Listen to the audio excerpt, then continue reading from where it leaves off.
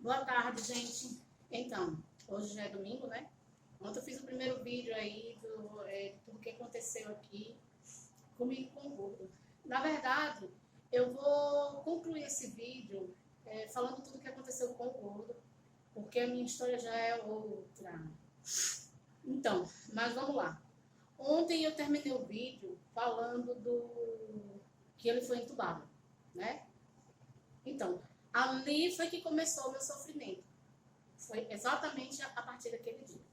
Então, como eu falei para vocês que a minha pressão baixou, então, ok, aquilo ali já foi tudo falado no vídeo anterior. Então, a partir daquilo ali, daquele dia dali, né, foi a última notícia que eu tive dele, porque geralmente o médico passava o boletim uma vez ao dia, né, ou de manhã ou de tarde, ok. Então, o resto do dia, para mim, foi bem sofrido, né.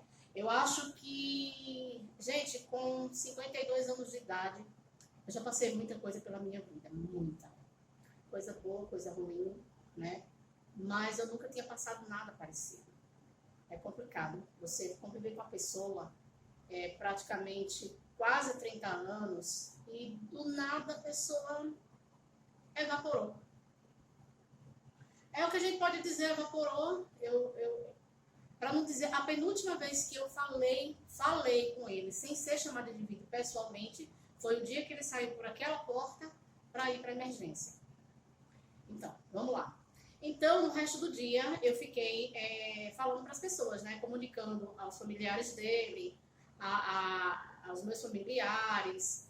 E aí foi um turbilhão de emoções e de sofrimento. Então, o resto do dia, depois que eu falei com todo mundo que tinha que falar, que avisei todo mundo que tinha que avisar. O resto do dia foi só para rezar e chorar e pensar. Gente, eu pensava em tudo. Eu fiz uma retrospectiva da minha vida, assim, ó, várias vezes durante esse tempo, né? Então, aí chegou a noite, e aí outra coisa, eu estava sozinha, né? Mas o filho morando em São Paulo. Quando eu falei com o filho se desesperou, ele queria vir para cá e eu não deixei. Eu falei, eu não posso fazer isso. Eu não posso fazer isso porque eu estou infectada. E eu não vou fazer isso com você, nem com ninguém. Então, ele não veio, eu pedi para ele não vir de jeito nenhum, ele não veio, eu pedi para ele respeitar o isolamento e que depois do isolamento, sim, ele viria ficar comigo. Então, eu fiquei literalmente sozinha durante 2 semanas, né? Que foi 2 semanas e pouco, que foi exatamente o término do meu isolamento. Então, a minha vida se resumia em esperar, era tipo assim, era um dia, até hoje eu digo que é um dia após o outro. Porque terminando o dia, eu ia dormir, mas eu não dormia. É como eu falei para vocês, eu fiquei 2 semanas sem dormir. Eu me revezava entre choro, orações, retrospectiva da minha vida e breves cochilos. O meu olho aqui em volta ficou bem preto, bem escuro, porque eu não conseguia dormir, eu não conseguia raciocinar, na verdade. Então, no outro dia, né, ele foi entubado dia 6, no outro dia, eu me lembrei que eu tinha que avisar no trabalho dele, até porque as férias dele tinham terminado no dia que ele fez o exame, que era uma segunda-feira, e era feriado, né, que eu acho que foi 2 de novembro, eu não lembro, enfim. Eu esqueci de avisar no trabalho dele. Então eu liguei, eu procurei, eu não tinha, na verdade eu não tinha contato do trabalho dele. O trabalho dele é até aqui perto de casa, né? Mas eu só conhecia as pessoas pelo nome. Então eu pesquisei o telefone do trabalho dele e liguei. Quando eu liguei, aí o meu anjo da guarda da terra, que eu vou ser, da terra que eu vou ser eternamente grata, a Luzia, que ela acho que ela ela dizia assim, ela faz tudo, né? Ela trabalha na secretaria. Então foi exatamente ela que atendeu, porque todo mundo está trabalhando no home office lá, né? Ela não, ela tem que ir. E para minha sorte, ela já tinha tido Covid. Então quando eu liguei, que eu falei, olha, que é a esposa do Alex, está acontecendo assim, ele está internado, ele foi entubado, ela falou, meu Deus, Valquíria, meu Deus, se colocou à minha disposição para qualquer coisa que fosse. Essa foi de todo o sofrimento, a melhor parte da história foi contar com o apoio de pessoas que eu nunca tinha visto na minha vida. Inclusive, eu contei com apoios de pessoas que eu nunca vi do que com pessoas que eu já conhecia. Então, começou ali o meu calvário. Começou ali a minha... Não foi calvário, né? Começou ali a minha ajuda, né? Veio dali da Luzia. Então, ela falou, eu vou entrar no grupo aqui e vou avisar para todo mundo o que aconteceu. E qualquer coisa que você precisar, aí me deu o WhatsApp dela, qualquer coisa que você precisar, a qualquer hora do dia, de madrugada, de manhã, de tarde, de noite, qualquer hora, eu estou à sua disposição para fazer o que você precisar. Porque eu também já tive Covid, eu posso te ajudar. Ok. Então, no outro dia, né, eu já tinha tido notícia de Alex e o médico falou, ele sempre falava assim, olha, o estado dele é grave, mas ele está estável. Nós estamos medicando, né, até porque o pulmão dele já estava com mais de 50% infectado, já estava comprometido com mais de 50%. Ok. Então, mas ele está estável, a gente está fazendo as medicações necessárias. Quando foi no outro dia, né, esse dia eu já tinha falado com a Luzia e tal, quando foi? Aí nesse mesmo dia, a minha surpresa, né, ela comunicou os amigos dele de trabalho, para quem não sabe, meu marido ele trabalhava no Ministério Público do Trabalho, que fica aqui na Paraná. Então, todo mundo saiu, eu fiquei impressionada porque ninguém me conhecia. Conhecia, sim, de nome, porque ele falava de mim lá, mas não conhecia pessoalmente. Então, todo mundo, gente, do segurança ao procurador, todos eles me adicionaram no WhatsApp, falaram comigo e prestaram solidariedade. Mas eles não prestaram solidariedade de boca, eles realmente se colocaram à minha disposição e quando eu precisei, eles estavam sempre ali para me atender. Mas como a Luzia já tinha se colocado à disposição e é do trabalho dele, então o procurador, o chefe dele, o doutor lá, falou, o que ela precisar, a qualquer hora que ele precisar, se não precisar você sair daqui do trabalho, atenda. Então, foi meu anjo da guarda. Inclusive, se você vê esse vídeo aí, que eu não sei se você acompanha o canal, muito obrigada. Só Deus, eu já falei para você e vou repetir aqui. Se eu tiver mais 100 vidas, 1000 vidas, nenhuma delas vai ser suficiente para eu agradecer tudo que você fez por mim. Deus e você foram os meus anjos da guarda aí nessa minha fase. Então, no outro dia, a minha vida se resumia a esperar o telefonema do dia seguinte para saber a notícia dele.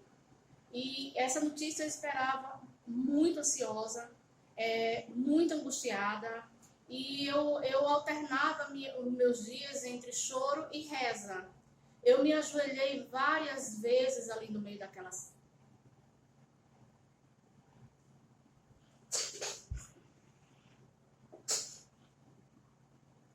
Perdão.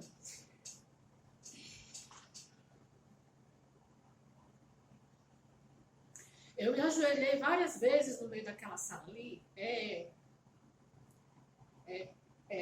pedindo a Deus que desse tudo certo, né? Além de pedir a Deus que desse tudo certo, mas que sempre fosse feita a vontade dele. Mas o que eu mais pedia, na verdade, a Deus era força, só força.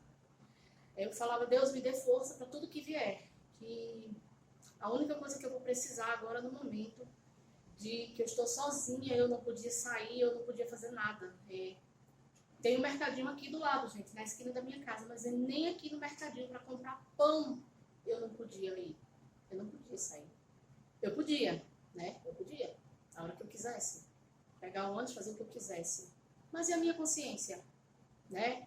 E a minha responsabilidade com o próximo, que é isso, na verdade era isso, a única coisa que eu queria agora é que as pessoas tivessem essa responsabilidade de não sair enquanto elas estivessem em isolamento, para não infectar as outras pessoas que não tem nada a ver com isso. Então, eu pedia muito a Deus força e pedia clamando a Deus, porque, gente, eu posso ser chata, eu posso ter todos os defeitos do mundo e eu sei que eu tenho. Mas se tem uma coisa que eu tenho muito, é fé em Deus. E essa eu nunca perdi, nem em nenhum momento de dificuldade na minha vida. Eu nunca reclamei a Deus a nada, eu nunca perguntei a Deus o porquê. Em um mês de sofrimento, eu nunca cheguei e falei, meu Deus, por quê? Não. Sabe por quê? Porque tudo na vida tem um porquê já. Nada é por acaso. Então, a única coisa que eu pedi a Deus era força e que cuidasse bem dele. E que cuidasse não só bem dele. Ele é testemunha disso. Que cuidasse de todo aquele pessoal ali que trabalha naquela linha de frente, que são os profissionais da saúde, os médicos, os enfermeiros, que estão ali incansável, sabe? Ali naquela luta o tempo todo. Isso eu pude ver com os meus olhos. Não só uma vez, várias vezes. Então eu pedi a Deus força, que cuidasse dele, que cuidasse das pessoas que estavam enfermas e que cuidasse, pelo amor de Deus, porque não adianta ter respirador, não adianta ter sala, não adianta ter máquina, não adianta ter absolutamente nada se a gente não tem os enfermeiros, se a gente não tem os médicos. E é isso que as pessoas não entendem. Eu vejo em comentários de sites as pessoas falando: cadê o dinheiro do respirador? Ah, na política não... Gente, esquece política. Eles fizeram a campanha deles, saiu de casa quem quis. Ninguém colocou, nenhum político colocou corda no pescoço de ninguém e puxou para fazer campanha política. Vocês foram porque vocês fizeram. Então não adianta vocês irem nas redes sociais reclamar do político que não falava sobre o assunto e que fazia campanha. Ninguém foi obrigado a ir. Ninguém. Vocês foram porque vocês quiseram. Então vocês parem de colocar comentários em sites reclamando dos políticos. A obrigação e a consciência de cada um. Tá? É de cada um. Eu tive a minha consciência. Quando ele soube que ele estava com vírus, ele teve a consciência. A primeira coisa que ele fez foi entrar no grupo daqui do prédio e falar: gente, eu estou com Covid, estou isolado, eu não vou sair de casa. E nós não saímos de casa. Tá? A gente foi isolado. E depois ele se internou e eu fiquei isolada. A minha sorte para poder comprar uma fruta que eu precisava, para comprar um pão que eu precisava, para comprar qualquer coisa que eu precisava, porque eu estava precisando, foi minha amiga Rose. Se não fosse a minha amiga Rose, eu não sei o que seria de mim. Não sei. Porque a Rose, para quem não conhece, é a pessoa que me ajuda aqui. Eu não gosto de falar essa palavra, né? Eu vou falar só para vocês entenderem. Ela é a minha diarista, não. Ela é uma pessoa que me ajuda em casa, mas para vocês entenderem, ela é diarista. Mas para mim, Valquíria, ela é minha amiga. Eu sempre falei com ela desde o início, desde que Rose começou a vir aqui para casa. Eu falava: Rose, você é minha amiga. Eu tenho você como minha amiga.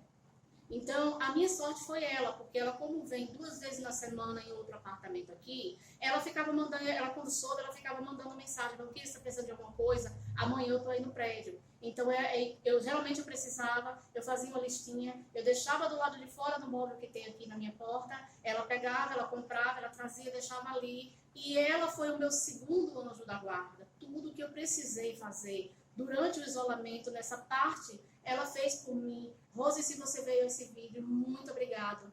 Eu também, se eu tiver 1000 vidas, eu não vai ser o suficiente para te agradecer. Eu amo você demais, Rose, demais, demais. Então, meu dia se resumia a isso. 2 dias depois, né, da internação, eles ligaram para mim. Eles ligaram para mim e pedindo para eu ir até o hospital para assinar uma autorização para que ele recebesse plasma, sangue de pessoas que foram infectadas, que tiveram sintomas leves e que se curaram. Então, eles ainda fazem esse tratamento. Inclusive, o Hospital Costa Cavalcante pede para as pessoas que tiveram o Covid, que tiveram sintomas leves e que curou, depois de 40 dias da cura, que fosse lá fazer a doação de sangue, porque as pessoas que estão em estado crítico, que estão na UTI, que estão ali no respirador, eles precisam fazer, em alguns pacientes, esse procedimento. Então, como eu não tinha como sair de casa, porque eu não podia, novamente, nem pegar Uber, táxi, nada, eu falei com a Luzia, que já estava no meu WhatsApp, que é o meu primeiro anjo da guarda. Eu falei: Luzia, assim, assim, assim, assim, e eu não tenho como ir até o hospital. Ela falou: Valquíria, não te preocupa, porque eu já tive Covid, eu vou com você. Então, se arruma que daqui a pouco eu passo aí. Eu me arrumei, ela me levou, eu fui lá no setor, que o setor agora, parece que cada vez mais aumenta o setor da ala do Covid ali no Costa Cavalcante, infelizmente. Então, ela me levou, eu assinei lá o procedimento, ainda conversei um pouco com o médico, ela me deixou em casa, eu continuei no meu isolamento. Mas como eu sou uma pessoa que eu sou muito curiosa, e eu acho que uma das minhas principais características é gostar de ler. Característica boa, eu gosto muito de ler. Eu gosto de entender o que acontece. Eu não sou aquela pessoa que a pessoa diz assim, ele precisa de um tratamento de plasma. Aí, como eu sei que o médico ele explica, mas ele explica ele dá uma resumida. Então, tudo que foi feito no gordo, todos os procedimentos que foram feitos, que foram vários, eu vou explicar já, eu ia para a internet pesquisar, eu abria vários sites e eu lia sobre tudo. Eu sempre falo para minha mãe que depois de tudo isso eu virei PhD, infelizmente, em Covid-19. Ok, então foi feita lá, eu autorizei, eles fizeram, e todos os dias era a mesma rotina. Tensão, angústia, choro, reza, não consegui dormir, isolamento, e assim foi, para não ficar falando dia após dia, e assim foi durante 2 semanas, as 2 primeiras semanas. E nesse período de tempo, né, o médico todo dia ligava para dar o parecer clínico dele, me falava. Então, todo dia ele começou a fazer o tratamento, né, fez o tratamento de plasma, aí foi um tempo tomando medicação, o pulmão começou a estabilizar. Top! Graças a Deus, o meu marido saiu de perigo. O pulmão está estabilizando. Aí o médico falou assim o seguinte para mim, quando ele falou, Valquíria, um paciente do estado que o Alex está, a gente começa a fazer o tratamento, né, porque já estava no estado avançado, a gente começa a fazer o tratamento, né? Então, mas eu só te explicar o que é que acontece, o que pode acontecer. Ele falou assim, o Covid, todo mundo sabe, quem não sabe, vai lá pesquisar. Você, quando inala o vírus, ele fica lá incubadinho ali, né? Sua gargantinha ali, às vezes 7 dias, às vezes 15 dias, às vezes 10 dias. Isso vai depender muito, porque, gente, o Covid, ele não tem... as pessoas falam muito de sintomas. Ele não tem, na verdade, uma característica só. Ele se manifesta diferente em cada corpo. Então, é complicado. Então, no sinal de primeiro sintoma, procura um médico, procura uma emergência. Porque quando eu chegar na minha parte, vocês então vão entender por que eu estou dizendo isso, tá? Eu tive sintoma leve, mas só foi sintoma. Eu ainda vou chegar lá. Enfim, então ele falou, Valquíria, quando ele entra no corpo, né? A primeira coisa que ele começa a infectar é o pulmão. Ele se instala no pulmão. E a gente começa a combater aquela infecção. Mas às vezes ele passa para os rins, a gente começa a combater os rins. Às vezes dos rins ele vai para o cérebro e às vezes ele termina no coração. É uma coisa que pode acontecer. Eu não estou dizendo que vai acontecer, mas tem pacientes que acontece. Eu falei, tá ok. Então ele falou, bom, o pulmão já estava começando a melhorar, né? A infecção realmente já estava sendo controlada. Então, quando a infecção já estava sendo controlada, então ele já começou a atacar os rins. Exatamente. Começou a atacar os rins. Então, ele começou a atacar os rins e os rins literalmente quiseram paralisar, né? Ele começou a não fazer mais xixi. E como, eu vou até explicar essa parte, né? O paciente que está entubado, ele toma 3 tipos de sedação. 3 tipos de sedação e todas as 3 são fortíssimas. Fora toda a medicação que é feita para combater aquela infecção, para derrubar aquele vírus. Então, quando eles fazem essa medicação no paciente, ela tem que ser eliminada, né? Dali da corrente sanguínea, ela tem que ser eliminada pelo xixi. Então, os rins não podem paralisar. Se ele paralisar, acabou-se. Se não conseguir reverter, fazer o procedimento que eu estou falando para vocês, que eu vou falar para vocês agora, o paciente morre porque ele tem que fazer xixi, porque tudo tem que ser eliminado pelas fezes, pela urina. Ok.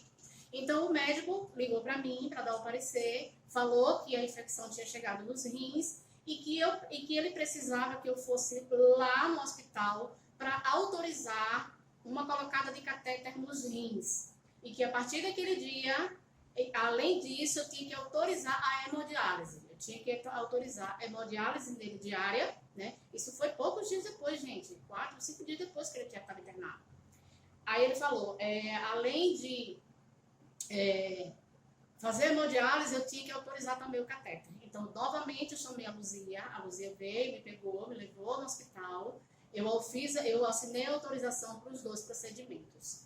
E, gente, antes que eu esqueça, essa história de plasma, de sangue e tal, isso é uma coisa que ainda está sendo estudada, né? Mas é aquela coisa, quando eles me pediram para autorizar, eu podia autorizar ou não. E, na verdade, nele deu certo. Eu podia autorizar ou não. Mas fica aquela coisa, se eu não autorizar, como é que vai ser? Vai dar certo o tratamento, só o tratamento? E se eu autorizar e não dar certo? Então fica aquela dúvida, você fica, na verdade, sem saber o que fazer. E a única pessoa que estava aqui para resolver era eu. Eu não tinha mais ninguém para conversar. Eu não tinha família dele para conversar, eu não tinha filho para conversar. Toda decisão tinha que ser eu que tinha que dar.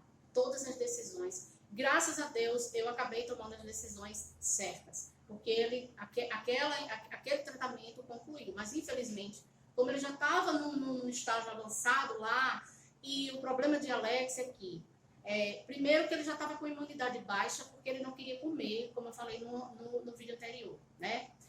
Até então, a imunidade dele, ele tomava, gente, diariamente isso aqui, ó.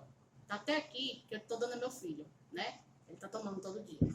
Então, ele tomava isso diariamente, talvez, por isso que ele tenha aguentado tanto tempo, porque ele ficou uma semana tomando, de febre aqui, né? Ele ficou uma semana com febre e quando ele foi uma semana depois fazer o exame, ele estava apenas com algumas manchas no pulmão. Mas esse vírus, gente, pelo amor de Deus, eu vou pedir de novo. A qualquer sintoma que vocês tenham, procure imediatamente algum local para vocês fazerem. Porque, tipo assim, você vai na emergência hoje, você teve o primeiro sintoma hoje. E aí você recebe o resultado hoje positivo. Já começa a fazer, vamos supor que você não tem nada no pulmão, o médico não passou nada, passou para você tomar líquido, porque você fez todos os exames, você só testou positivo. Mas você não tem absolutamente nada, sua oxigenação está boa, sua saturação está boa,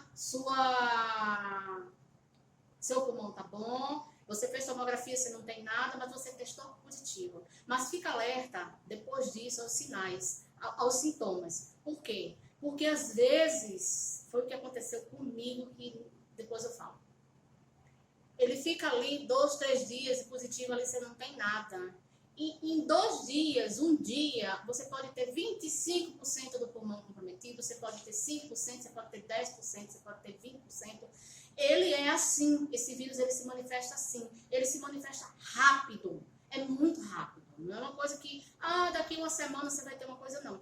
Ok? Depende de organismo, nem todo mundo é igual. Por isso que eu falei, ele se manifesta diferente a cada corpo, né? No corpo de Alex, ele demorou um pouco, né, para chegar naquele estágio. Mas quando ele chegou naquele estágio, foi muito rápido, sabe assim? Em uma semana, ele tinha pouco comprometimento. Mas em 2 dias, ele já ficou com 50% do pulmão comprometido. Vocês estão entendendo o que eu quero dizer? É que é muito rápido, é de um dia para o outro.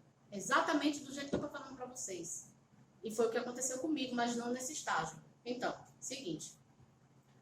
Então, eu autorizei, ele colocou lá o catéter e a partir daquele dia, ele ficou fazendo hemodiálise até o dia que ele morreu. Nenhum dia ele podia ficar sem hemodiálise. Então, o médico começou a tratar. Aí, o tratamento do pulmão foi mais rápido. Mas o tratamento dos rins foi um pouco mais complicado, né? Como o médico falou, foi um pouco mais complicado, por quê? Porque ele que libera as toxinas do corpo pela urina, ele tinha que fazer hemodiálise todo dia para poder ele continuar estável do jeito que está, né? E até ele conseguir respirar sozinho, né? Que uma intubação, dependendo do estado da pessoa, dependendo do corpo, de como se encontra a pessoa, né? Gente, tudo isso aí eu conversei com o médico e eu estudei, nem medicina foi, mas eu estudei, abrindo sites e sites e sites. Então, uma intubação, ela leva em torno de 20 dias, 25 dias, um mês. Isso depende muito de paciente, de cada caso. Mas é geralmente mais ou menos 20 dias, para que se o paciente for tratável rápido, em 20 dias ele já começa a se livrar da intubação, né? Então, ele começou a tratar os rins. Então, o processo dos rins foi um pouco mais demorado, né? E eu aqui, naquela de, meu pai do céu, o que é que eu faço? Né? Então, vamos lá. Passou a primeira semana, aquela angústia. Aí, na segunda semana, já deu problema nos rins, né? E eu já estava perto de... Na segunda semana, já estava mais ou menos perto de ficar liberada. Por quê? Porque o meu primeiro sintoma, eles contam através... Ele pergunta qual foi o dia do seu primeiro sintoma. Então, na verdade... Você testa positivo, mas eles contam também com o primeiro sintoma que você teve. Então, o primeiro sintoma que eu tive, ou foi dia 25 de outubro, ou foi dia 26 de outubro, foi alguma coisa assim. Ele foi um dia antes de mim, ou foi um dia depois. Então, na segunda semana, né, que ele estava lá, mas já estava estável, continuava em estado grave, mas estava estável, e fazendo a hemodiálise dele todos os dias. Aí era a mesma rotina de sempre. Rezar, chorar, conversar com Deus. Quando eu não tinha mais orações para fazer, eu me ajoelhava e conversava com Deus. Além disso, dar as informações para a família. Eu dividi com minha mãe até as tarefas porque é muita gente que tinha que avisar. E eu não conseguia, a minha voz ela não voltava ao normal. Ela não voltava. Então, eu falava um pouco, daqui a pouco eu perdi a voz totalmente. Eu não tive crise de asma, eu continuei usando meu nebulizador, eu continuei usando meu Alenia, que é um remédio que eu uso contínuo há muitos anos. E, ok, mas naquela semana, depois que eu fui lá autorizar, na segunda semana, depois que eu fui lá autorizar o negócio, acho que um dia depois eu perdi o olfato e o paladar. Até então eu já estava perto de sair do meu isolamento, eu já estava próxima, mas eu perdi o olfato e o paladar. Não lembro se foi... Eu sei que foi na segunda semana, não lembro se foi numa quarta, numa quinta, numa sexta, na verdade eu não me lembro, porque foi tanta confusão na minha cabeça que se eu for falar por dia eu não vou lembrar. Mas eu perdi. Então, para vocês verem como é estranho, todo mundo fala que, inclusive, a Luzia, ela tinha tido, já fazia mais de um mês que ela tinha tido a Covid, e ela falou que ela ainda não tinha recuperado nem o olfato, nem o paladar. Ainda não. Eu perdi o olfato, perdi o paladar, não totalmente. Eu perdi parcial. Eu posso dizer que eu perdi 50%. Eu pegava um perfume, eu sentia que era um perfume, mas eu não sentia o cheiro do perfume.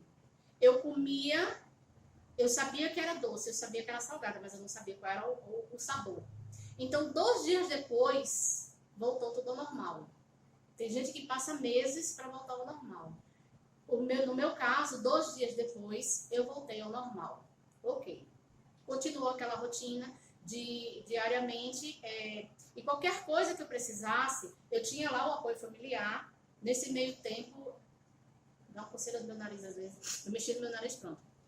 Aí nesse meio, deixa eu passar logo. Desculpa, gente. Eu fui mexer no nariz, acabou, eu sou alérgica. Nesse meio tempo, né, eu sempre falava com a psicóloga quando eu precisava saber alguma coisa a mais, né? É muito importante esse apoio familiar. Só que sempre que eu falava com minha mãe, sempre que eu falava com alguém da família, sempre era em prantos. Gente, é por isso que hoje eu já não choro mais como eu chorei, né? Eu não vou entrar na minha parte, porque, vê só, eu nem comecei a falar, já tem 28 minutos de vídeo. Mas assim que eu terminar esse vídeo, eu já começo outro, para ficar melhor para vocês entenderem. Eu vou falar do meu problema separado do gordo, tá? Vamos concluir o do gordo para a gente não misturar muitas estações. Então, foi feito, né, o tratamento do rim, e aí estava correndo tudo bem. Ele ficou, ele foi internado dia 5 e ele morreu dia 30 de novembro. Então, eu vou terminar essa trajetória dele para que vocês possam entender. Quase um mês, né? Isso, quase um mês, isso aí.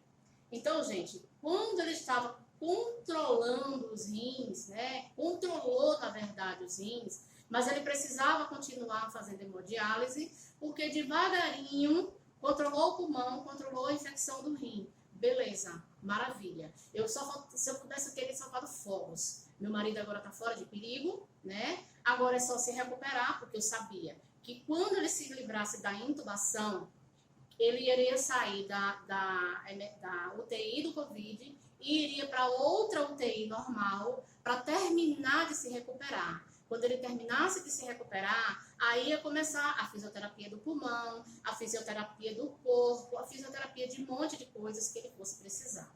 Então, controlada a infecção do pulmão e do rim, o médico continuou com a hemodiálise todos os dias, né? Para devagarinho ele se reestabelecendo, e ele estava bem estável, mas o médico sempre faz questão de dizer, todo paciente que está na UTI, que está entubado, o estado é grave. Pode reverter. Ele falou, olha, um paciente de UTI, entubado, no Covid, eu digo a você agora, ele está estável. Daqui a meia hora o quadro pode mudar. E é exatamente isso, gente. Então, vamos lá. Estava controlado. Então, ele continuou com a hemodiálise. Foi quando eu pedi doação de sangue aí, porque eles ligaram para mim e pediram 30 doadores. Como eu não conheço muita gente aqui, meu filho começou a postar, postou no Twitter, Instagram, postou amigos do meu filho daqui da faculdade, que fizeram faculdade com ele, foram lá doar. O Marcelo foi doar. Marcelo, se você estiver vendo esse vídeo, muito obrigada a você e a Cláudia pelo apoio que vocês me deram. Também foram 2 anjos. E o Marcelo ainda ainda não é, Marcelo, ainda estou te aborrecendo. Então, eles pediram doadores porque ele precisava ficar fazendo diariamente essa hemodiálise. Ok. Mas ele estava estável, então eu estava bem confiante, bem feliz de que tudo ia dar certo porque ele estava estável. Então, ele estava estável, eles começaram a diminuir aos pouquinhos a sedação.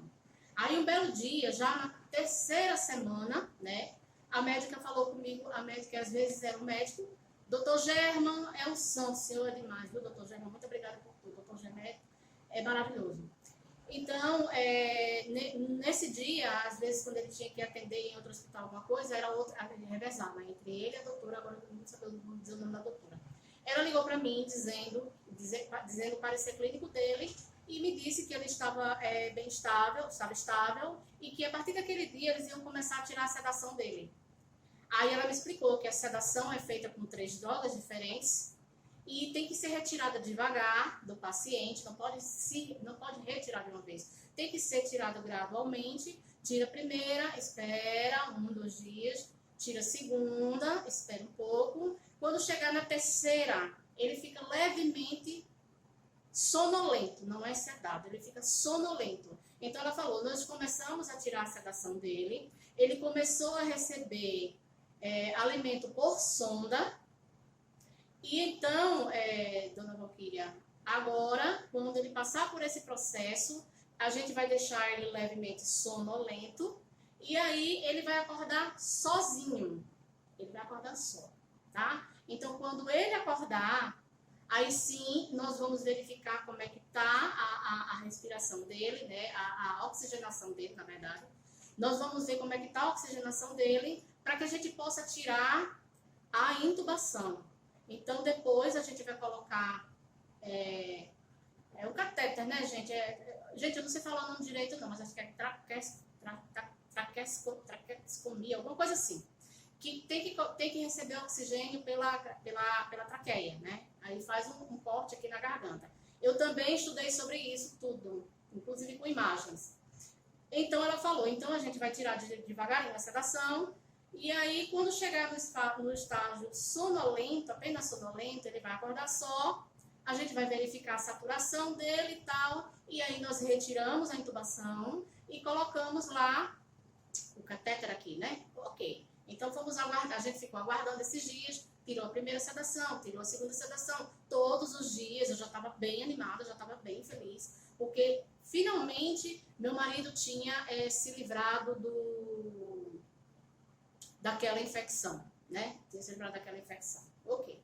Então, vamos lá. Foi na 3ª semana, eu já estava bem feliz, dando boas notícias para todos, mas eu ainda não conseguia ficar falando com vocês, postando com vocês, porque o estado, nesse meio termo, gente, meu filho, quando acabou o meu isolamento, eu já estava livre da carga viral, eu fiquei sabendo que eu estava livre da carga viral no dia que eu fui para emergência. Eu cheguei aí 2 vezes para emergência, mas eu vou contar isso quando eu for contar a minha história. E aí eu sabia que eu estava livre da carga viral, eles já tinham me tirado do isolamento, eles me tiraram, mas eu ainda preferi esperar uns 3 dias para poder sair de casa, porque eu ainda tinha responsabilidade com o próximo, até porque a gente não sabe como é que é esse vírus, né? Ainda vou chegar nessa história de reinfecção, calma. Então, meu filho veio de São Paulo, depois de 3 dias, a Rose veio, me ajudou, eu todos os dias arejava a casa, deixava o sol entrar, enfim. Então a Rose veio, fez uma geral aqui, no outro dia meu filho veio para casa e até hoje ele está aqui comigo. Graças a Deus é o meu amigo, meu filho é meu amigo, meu companheiro. Sempre foi, né? Agora não. Então a gente ficou aqui, né? A gente ficou unido aqui o tempo todo, eu e ele. Então, gente, quando foi no final, mais ou menos, não, no início da 4ª semana, quase, 4ª, final da 3ª, gente, eu não vou ficar falando dia, tempo, porque eu fiquei perdida no tempo, na verdade eu fiquei perdida no tempo, enfim. Quando ele já estava livre da 1ª, da 2ª, estava sonolento, a médica falou, quando eles ficam sonolentos, a gente dá o prazo de 48 horas para o paciente acordar só. Então, ele estava sonolento, 1º dia, 2º dia, 3º dia e ele não acordava. Ele não acordava. Aí eles começaram a ficar preocupados, né? 3º dia e ele não acordava. E quando chegava a ligação, eu pensava, vou dizer que ele acordou, eu vou ver o meu gordo. Porque quando ele acordasse, eu ia poder vê-lo, né? Pelo chamada de vídeo. A minha ansiedade todinha era que ele acordasse para poder vê-lo. Então, o 3º dia, ele não acorda. E eles esperando. Quando foi no 4º dia, aí quando foi no 3º dia que ele não acordou, aí a médica, quando ligou para mim, falou, aí eu já acordou, ela falou, eu queria, infelizmente não, nós já estamos preocupados, porque ele não acordou e era para ele ter acordado. Então a gente vai ter que fazer uma ressonância magnética para saber o que está acontecendo com ele. Porque no final do dia, né, no 3º dia ele não acordou, já no 4º dia ela falou. No final do dia começou a aparecer uma febrezinha nele. Quando ele falou febrezinha, ela falou febrezinha, eu falei, Deus tenha misericórdia de mim, tenha misericórdia de tudo. Se ele estava livre da infecção nos 2 órgãos, de onde vinha essa febre, meu Deus? Eu só perguntava, meu Deus, mas agora o que? O que aconteceu? Continue me dando forças que eu preciso suportar tudo isso. E ele deu. E eu suportei. E eu nunca imaginei que eu tivesse uma força tão grande dentro de mim. Nunca. Tanto que hoje eu estou disposta a ajudar qualquer pessoa que seja. Qualquer pessoa. Tá? E eu nunca imaginei que eu sabia que eu era forte por tudo que eu já passei pela minha vida. Mas eu não sabia que eu era tão forte. E hoje eu só agradeço a Deus. Eu só tenho gratidão, gratidão, gratidão a Deus. Por tudo. Inclusive por ter levado ele de mim. E vocês vão saber aí no final da história o porquê. Então, ela falou, nós vamos ter que fazer uma ressonância magnética dele amanhã. Que isso já tinha apresentado a febre e tal, não sei o quê. Pra gente descobrir o que é que está acontecendo. Porque era para ele acordar, não acordou. E agora ele apresentou uma febre. Eu falei, ok, doutora, já fiquei aqui em oração. Quando foi no outro dia, né, eu tinha pneumologista, porque eu fiquei com sequela. Quando foi no outro dia, eu mandei uma mensagem para o grupo de apoio familiar, dizendo que eu tinha um pneumologista marcado, que às vezes eles ligavam de manhã, às vezes eles ligavam de tarde. E eu tinha medo de perder essa ligação, porque era pelo WhatsApp. E eu tinha medo de o 4G não funcionar, ou no lugar que eu estar, a internet não está boa. E quando não tinha notícia, ficava difícil depois de conseguir notícia. Então, eu não conseguia desgrudar o meu celular. Ele ia para a cozinha, ele ficava em cima do fogão, ele ficava no banheiro, eu ia fazer xixi, eu deixava do lado. Eu ia fazer tudo que eu fosse fazer, ele ficava do meu lado. Ele só faltava ficar colado assim em mim, não ficava porque se fosse tomar banho molhaço já era. Mas ele não desgrudava de mim. Então, como eu estava com meu filho, aí pronto, quando meu filho chegou, eu já comecei a dormir bem. Bem, entre aspas, já comecei a dormir. Porque eu não estava dormindo, né? Eu, com ele, companhia aqui, eu já me acalmei, já tinha alguém para conversar, porque até então, aquelas 2 semanas eu não tinha ninguém para conversar. a não ser que na verdade eu não queria conversar com ninguém, a não ser que fosse alguém da família. E a única pessoa que eu realmente queria conversar e que eu conversava muito era minha mãe. Eu não queria falar com mais ninguém. As pessoas eu só dava a notícia, dava notícia do dia, mas falar, conversar era só com minha mãe ou meu filho, só os dois. Então, eles fizeram a ressonância magnética, assim, aí eu fui pro hospital. Aí eu avisei e falei que se por acaso eles não conseguissem entrar em contato comigo, que, pelo amor de Deus, quando eu ia pro médico, pelo amor de Deus, se não conseguisse falar quando eu chegasse, eu ia entrar em contato com eles para eles me dizerem o que aconteceu, o que tinha dado no exame, o porquê ele não tinha acordado. Então, eu já tinha mandado a mensagem para o hospital. Aí, deixei meu filho com o meu celular, entrei no pneumologista para fazer a consulta e os exames, né, que eu tive que fazer no consultório. Quando eu saí do consultório, a médica já tinha ligado. O médico já tinha ligado e falou com ele. Como ele não tinha perguntado, porque o homem, eles são limitados, alguns, né? Pelo menos os que eu conheço são limitados em perguntar coisa. A mulher, ela é mais curiosa, ela pergunta mais. E quando o médico ligava, que ele dava o parecer, eu fazia várias perguntas, porque depois eu ia para a internet desesperada, pesquisar sobre aquilo ali para poder entender aquilo ali. Então, quando eu saí, aí eu falei, meu filho, aí ele falou, ligou. Eu falei, que foi? Ele falou, mãe, é o seguinte, o médico falou que foi feito o exame e deu encefalite viral. Agora ele estava com inflamação no cérebro. Gente, ele já tinha combatido a infecção do pulmão e do rim. Tanto que a sedação foi tirada para que ele acordasse e saísse do tubo. Mas esse vírus, ele é traiçoeiro. Ele é traiçoeiro. Ele foi